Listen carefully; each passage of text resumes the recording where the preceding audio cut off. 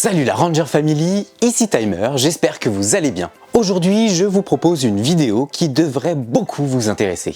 Mais avant ça, abonne-toi à la chaîne pour ne rater aucune nouvelle vidéo. Depuis le début de l'année, on retrace ensemble l'histoire des Power Rangers, leur création, l'ère Saban, puis l'ère Disney et enfin la nouvelle ère Saban. Alors cette semaine, on termine l'histoire avec l'ère Hasbro, ou en tout cas ce que l'on en sait jusqu'à maintenant. Vous êtes prêts ? C'est parti!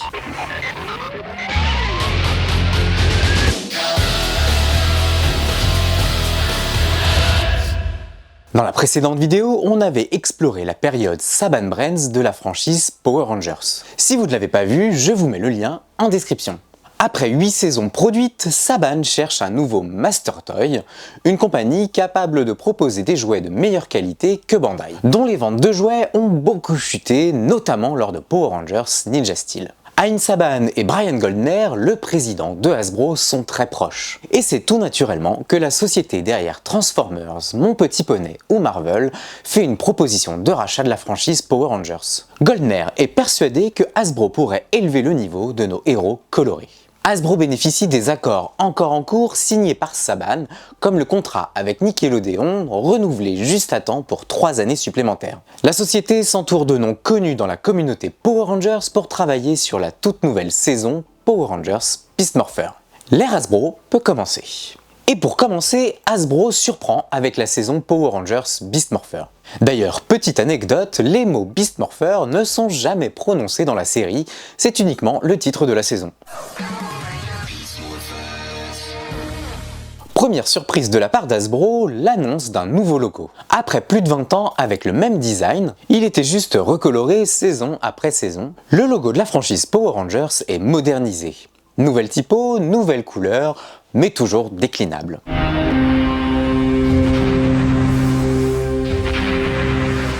L'autre surprise, c'est l'utilisation de la série Sentai Go Buster qui avait été laissée de côté par Saban au profit de Kyoryuger pour faire Power Rangers Dino Charge. Ce qui est d'autant plus intéressant, c'est qu'après la décision de Saban de ne pas utiliser cette saison, la Toei s'est débarrassée d'un bon nombre de costumes et d'accessoires. Tout a donc été recréé pour le tournage de Power Rangers Beast Morpher, même les cockpits des Zords. Et on peut parfois apercevoir une différence de qualité entre les scènes Power Rangers et Sentai. Activation mode combat. Il y a un mode combat? C'est génial!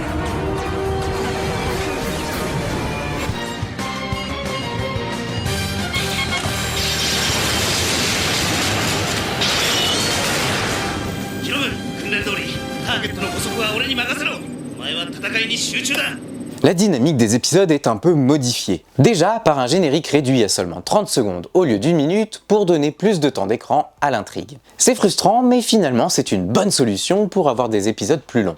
Et surtout, c'était pas la première fois qu'on avait un générique court. Un générique plus court certes, mais un générique placé après une scène d'ouverture. Comme c'était le cas des saisons Power Rangers Turbo à la force du temps.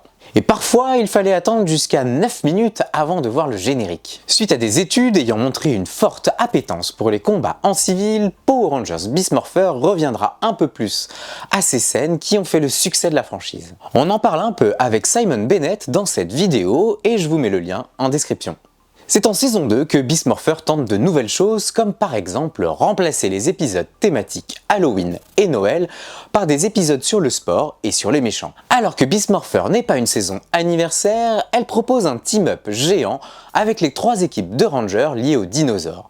Les Mighty Morphin, les Dino Tonnerre et les Dino Charge. Pour l'occasion, Austin St. John, l'acteur qui incarne Jason, le tout premier Ranger rouge, est invité à se joindre à cet épisode spécial aux côtés de quelques acteurs de l'équipe Dino Charge. Je vous en dis plus sur cet épisode dans cette vidéo spéciale dont le lien est en description.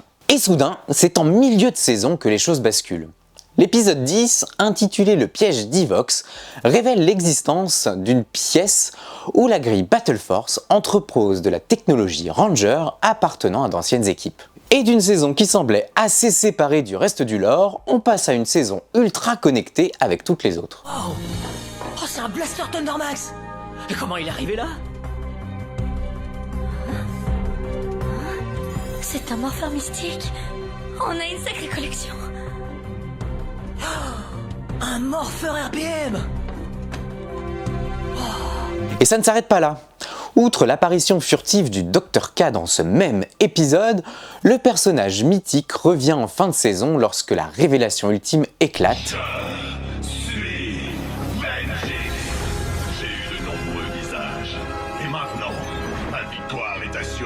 C'est inédit dans la franchise Power Rangers, cette connexion entre deux saisons éloignées de plus de 10 ans. En parallèle, Hasbro développe la gamme de jouets liée à la franchise. Avec une gamme classique qui met à l'honneur la saison en cours de diffusion. Power Rangers Beast Morphers. Quand le danger menace, passe à l'action. Active les pouvoirs du Morpheur grâce à ta voix et tes mouvements. Et deviens un vrai Power Rangers. Le pouvoir du Morpheur est entre tes mains. Et une gamme premium nommée Lightning Collection pour toucher les fans hardcore et leur proposer des jouets plus qualitatifs. Alors que l'engouement est direct pour cette nouvelle gamme, les problèmes de contrôle qualité se multiplient au fur et à mesure des nouvelles gammes de jouets disponibles. L'excitation redescend alors, d'autant plus que la gamme classique n'apporte pas non plus satisfaction. En effet, cette gamme est assez pauvre. Des ordres ne sont pas proposés, des morpheurs sont entièrement redesignés et ne ressemblent pas à ce qui est montré à l'écran. Des figurines manquent à l'appel, mais surtout, les rayons des grandes surfaces et des magasins spécialisés sont vides ou très peu remplis. Hasbro se serait-il un peu trop précipité pour reprendre la franchise ? Après 2 saisons de Power Rangers Beast Morpher, Hasbro travaille sur une nouvelle adaptation des Sentai. Le 22 février 2020, il est révélé que Ryu Soldier sera utilisé pour la prochaine saison de Power Rangers, mais aucun titre officiel n'est annoncé.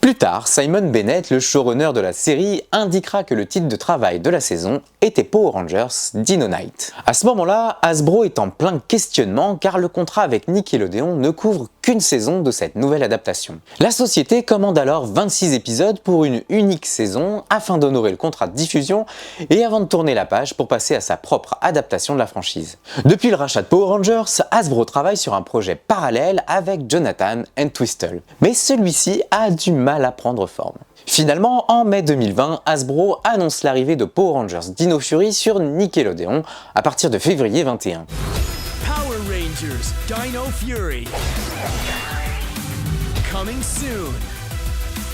En coulisses, Netflix est entré dans la discussion et a proposé de financer une seconde saison qui serait disponible en exclusivité sur sa plateforme dans certains territoires uniquement. Les scénaristes doivent alors passer de 26 épisodes à 44 répartis sur 2 saisons, et c'est ainsi que le retour du Seigneur Z est intégré.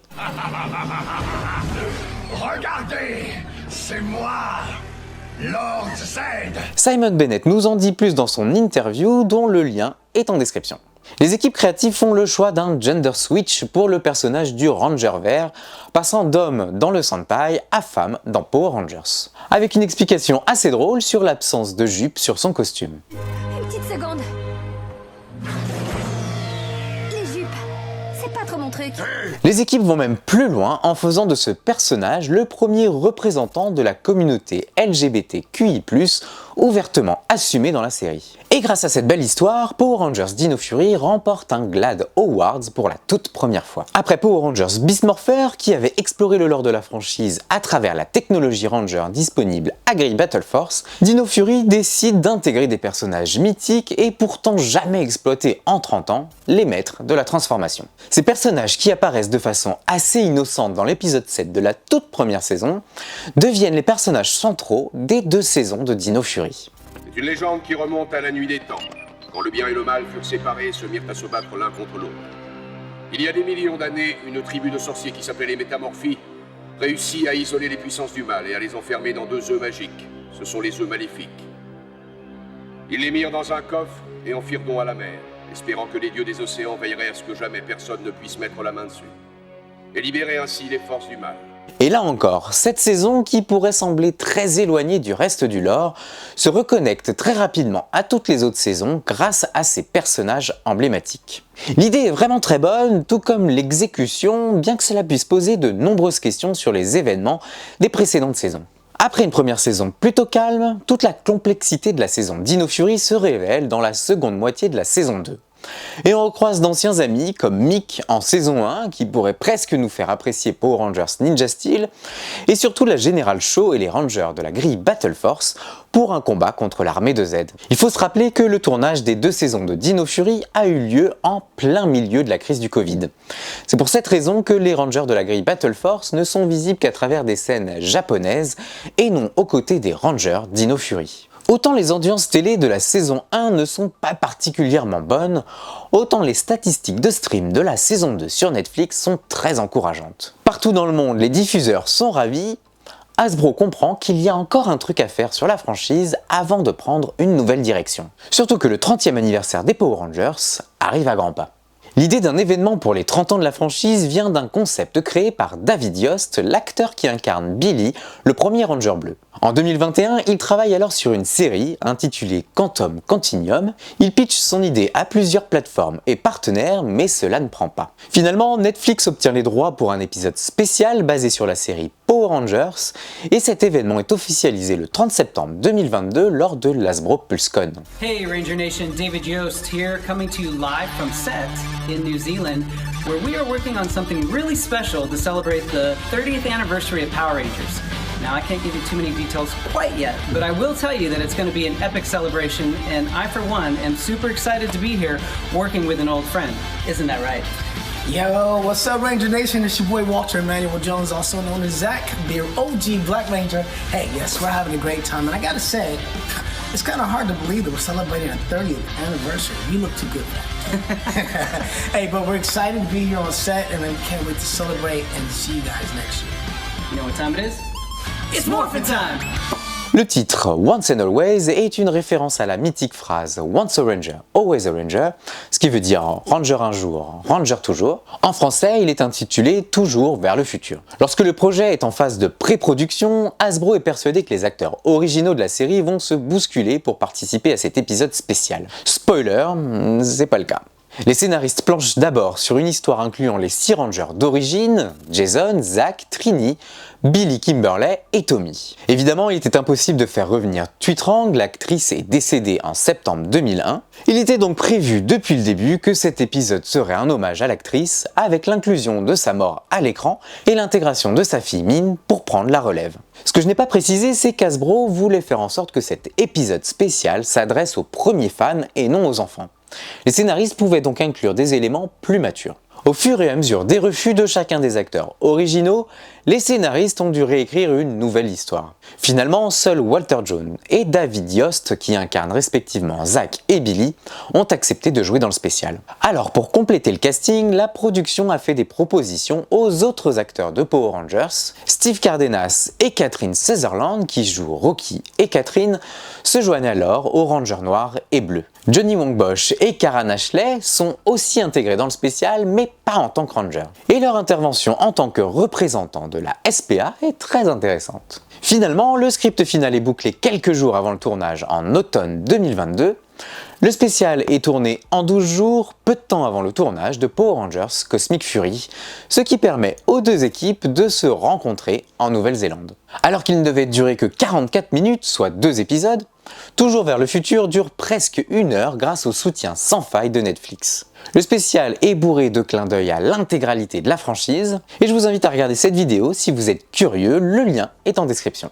En parallèle du développement de Toujours vers le futur, la production travaille sur une saison 3 de Power Rangers Dino Fury. Grâce au succès des 2 premières saisons, une 3e est rapidement validée en mai 2021 avec la confirmation du retour de l'intégralité du cast des Rangers. Alors qu'elle devait simplement être une saison 3 à Dino Fury, la saison a été renommée Cosmic Fury pour des raisons marketing.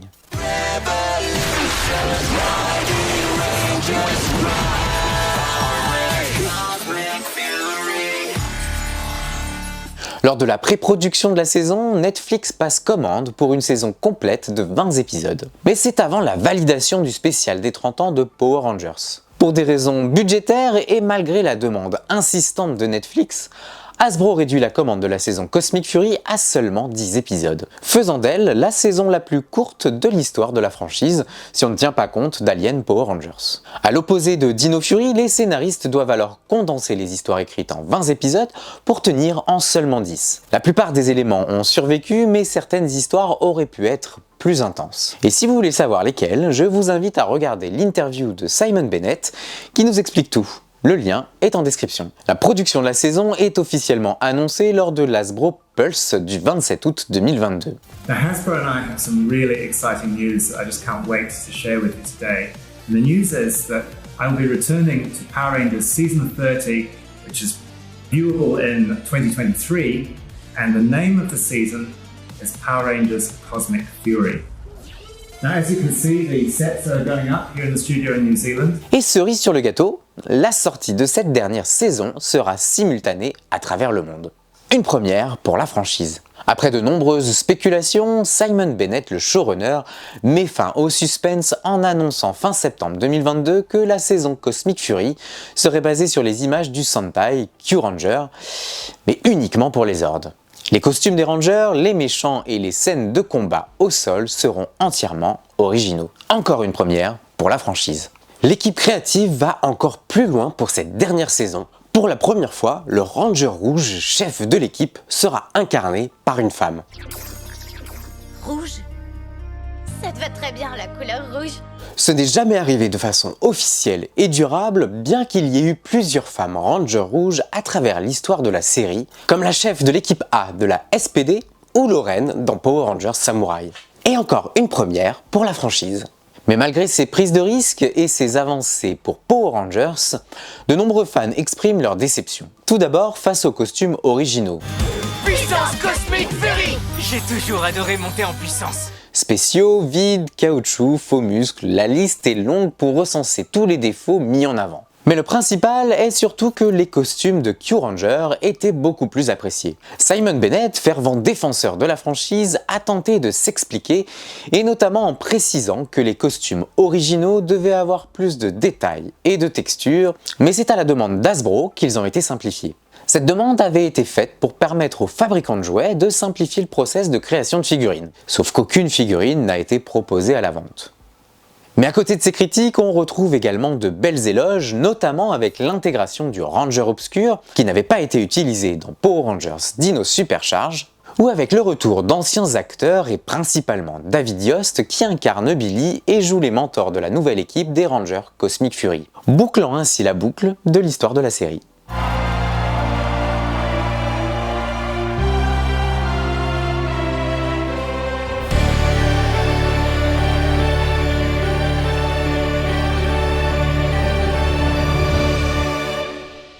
Après la post-production de la saison Power Rangers Cosmic Fury, la nouvelle est tombée le 29 juin de cette année. Les Power Rangers quittent la Nouvelle-Zélande. The popular international TV series Power Rangers is leaving New Zealand after 20 years of production here. Les studios ont fermé, les équipes ont été remerciées, les costumes renvoyés à la Toei, les accessoires rapatriés aux États-Unis. C'est la fin d'une ère qui avait démarré il y a plus de 20 ans. Mais la franchise Power Rangers n'est pas terminée pour autant. Hasbro travaille sur un projet de reboot depuis le rachat de Power Rangers à Saban. D'abord sous forme de film, il prendrait désormais la forme d'une série pour jeunes adultes à destination de Netflix. Aux commandes, on retrouve Jonathan Entwistle et Jenny Klein. Selon les dernières nouvelles, l'écriture des scripts serait terminée, mais la récente grève des scénaristes et des acteurs a mis en pause le process de pré-production. Celui-ci pourrait reprendre rapidement désormais. Malgré cette nouvelle réjouissante, Hasbro envoie quelques signaux peu réconfortants au sujet des héros en collants colorés. Collants colorés, pas facile à dire, hein. Tout d'abord avec l'arrêt non officiel de la gamme Lightning Collection depuis cette fin d'année 2023. Les deux derniers objets proposés sont le coffret de 4 figurines des Omega Rangers et le Master Morpher de Tommy. Selon les rumeurs, la gamme devrait reprendre courant 2024, voire peut-être fin d'année 2024. Mais ce n'est peut-être pas si sûr. Suite à la crise de l'industrie, Hasbro a fait un peu de nettoyage, se séparant de plusieurs de ses collaborateurs dans le monde. Après les 900 postes supprimés annoncés en janvier 2023, une récente communication parle de 1100 personnes supplémentaires touchées, soit près de 2000 emplois en moins. On est sur une très grosse restructuration pour les mois à venir. Et pour couronner le tout, le site PowerRangers.com ainsi que la plupart des sites des autres franchises appartenant à Hasbro viennent de disparaître de la toile. Ce n'est pas la première fois que la franchise Power Rangers se retrouve menacée, elle a failli plusieurs fois s'arrêter, mais elle a toujours su rebondir. En 30 ans, les Power Rangers ont eu un impact très important sur plusieurs générations d'enfants. Il est peut-être temps pour eux de se reposer quelque temps afin de se réimaginer et de revenir plus fort qu'avant.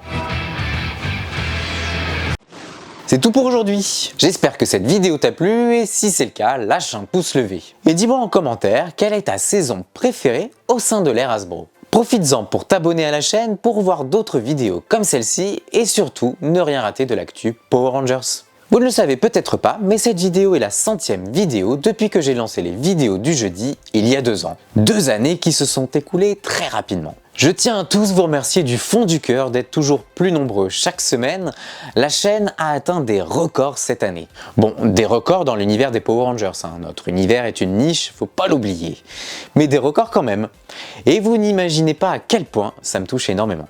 J'espère que le contenu vous plaît et comme cette chaîne c'est surtout la vôtre, n'hésitez pas à m'indiquer en commentaire des idées de vidéos que vous voudriez voir. Je vais en profiter pour faire un petit break de quelques semaines. Attention, je ne pars pas, hein, j'ai encore plein de choses à vous raconter. Surtout avec cette période calme sans nouvelle saison, va falloir combler le vide. En attendant, vous pouvez toujours me retrouver sur mes réseaux sociaux. Moi je vous retrouve très vite en 2024 avec plein de surprises, de nouveaux concepts, d'interviews et de jeux concours. D'ici là, portez-vous bien et que le pouvoir vous protège.